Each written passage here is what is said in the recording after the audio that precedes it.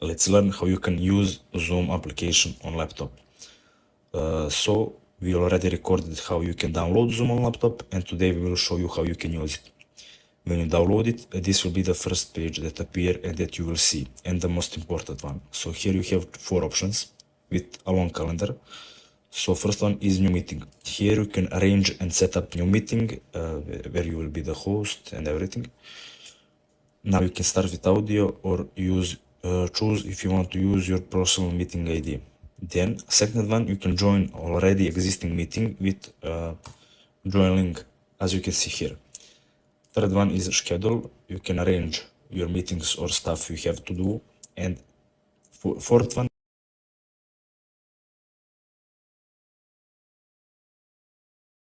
screen from desktop. Now you can also see this sidebar options. For example, meetings.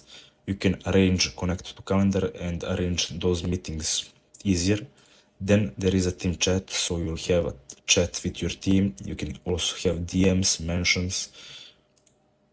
You can also see saved, sent and drafts for if someone spam you a mail.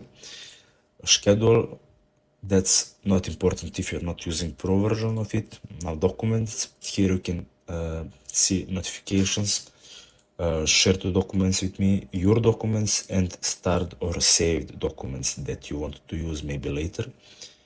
Here you have nothing much important. You have mail, whiteboards if you're a teacher, notice if you're a student, and contacts. Then what else is important here is this profile picture. So if you open it, click on it, it will open settings about your account. So you can see here there is a sign out, add account, settings about your account, help options, and you can also see here my profile, plans and billings, show email, and copy my direct chat. So that's most important stuff that you need to know about using a Zoom. And we are done. So thanks for watching and see you in the next video.